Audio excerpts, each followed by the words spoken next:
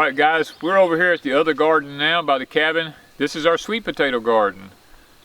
We have approximately 250 slips out right now. We probably need that many more. Our bed, we just ran out in the bed.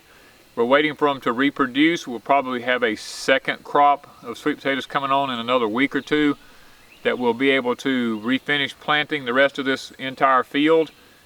Guys, we have to go in with a cup, hand water every one of these by hand. And if you're going to have these things, then you have to be willing to do this on a daily basis until these get a good root system established. Now once they get a root system established, then you don't have to do it anymore. They become virtually maintenance free after that. You just have to keep the weeds out from around them.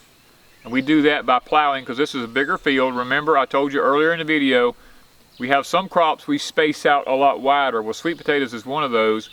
We will come in here with a tractor and we will plow these probably twice, and then we will just let them completely cover the ground from that point forward.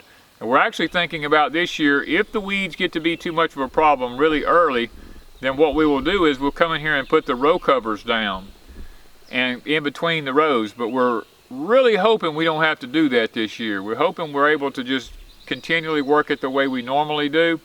But guys, sweet potatoes are just like our lives. They have to be watered.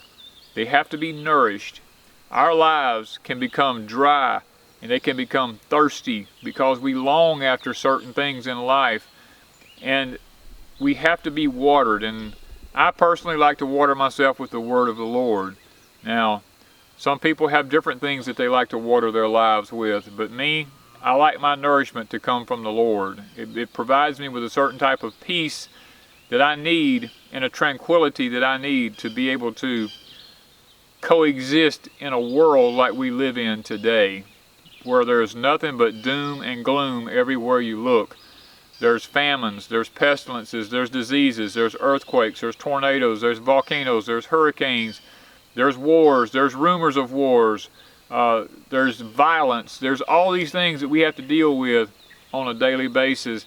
And each one of us need that place in our life that we can go and we can find reassurance. And for me, that's in the word of the Lord.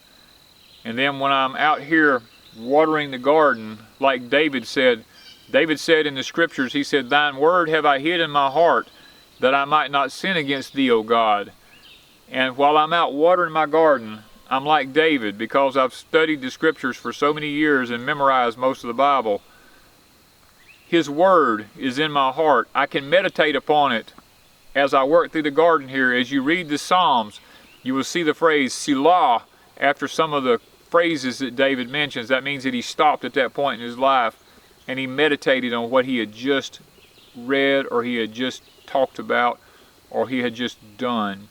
And that's what we have to do here as we're working in our gardens. That's why these kind of things are so important, not just for food.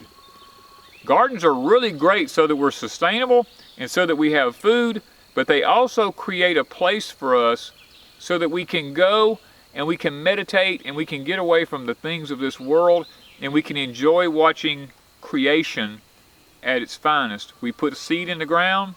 Seed are like people. The seed has to die completely. And then we put it in the ground. We nourish it, and then it resurrects and it comes back as a new creation from the old creation. And we as people, if you study the scriptures, are the same way. There comes a point in life where we have to die.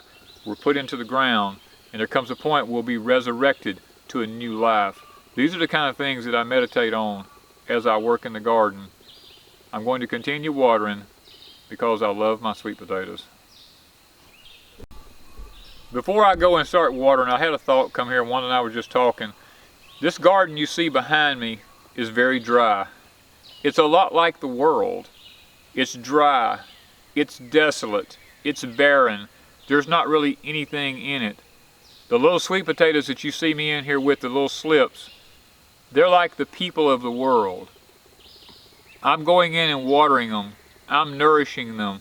I'm putting hope back into this dry, barren area so that one day it'll be a flourishing, green, pasture with fruit in it again, a lot like we as God's people are in this world. We're just a small light, but if enough of us shine, we can become a light for the whole world. And that's a lot like this garden's going to be. The little small green spots you see is the hope of the future of this field here.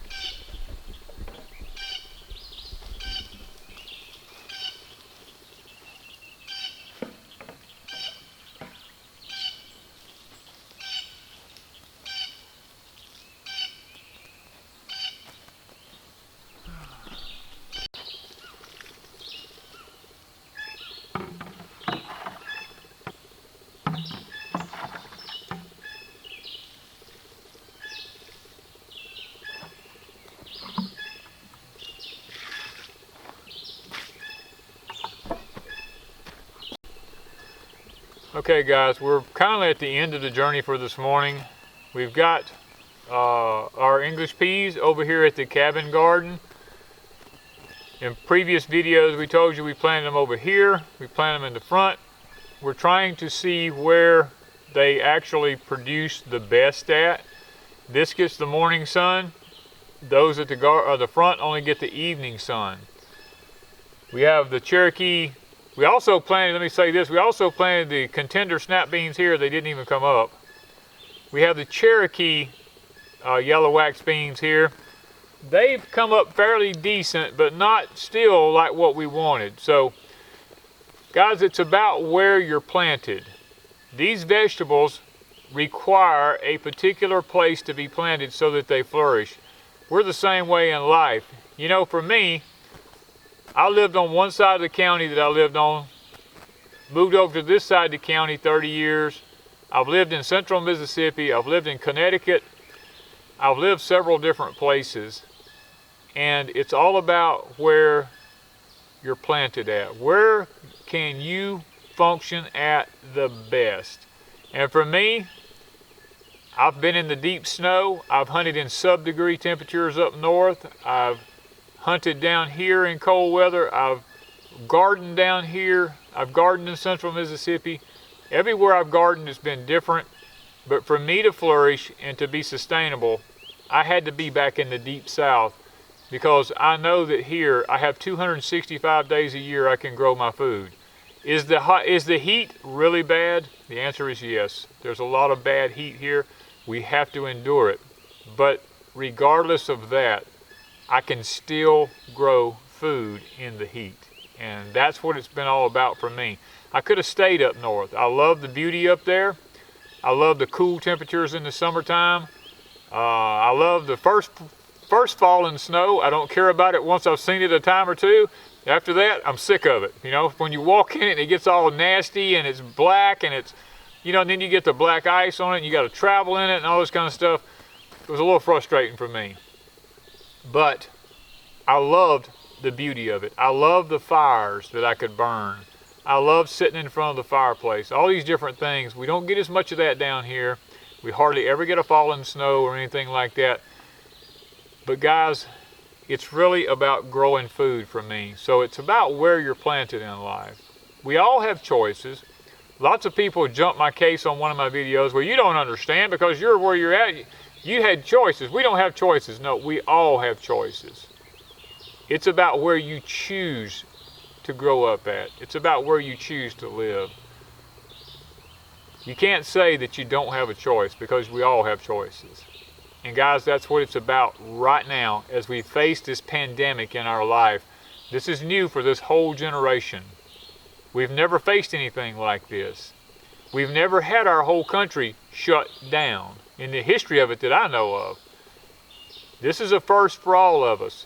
So, it's new. Don't panic.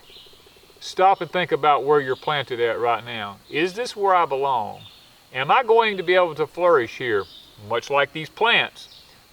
Some of them, the English peas, may not do good here. I don't know until after the harvest is over if this is where they will do the best. Our life is just like that. Find out where the Lord wants you to be planted at. And if you're where your forever place is, then praise the Lord above and ask Him to give you a Goshen for your place. A place of refuge, a place of protection from all the evil of the world. And may it flourish like the land of Goshen did during the plagues of Egypt. Ask the Lord for that. After that, ask Him for the blessings of obedience. And then go back to Deuteronomy and read the blessings of obedience. And then when you get through reading them, read the curses of disobedience and find out what's going on in the world around you. And you'll realize who's cursed and who's not cursed. And guys, this is what it's all about, is finding where we belong in life so that during COVID-19 and the world pandemic that we face, we can flourish where we're at and we can live in peace, even though we're in the midst of troubles.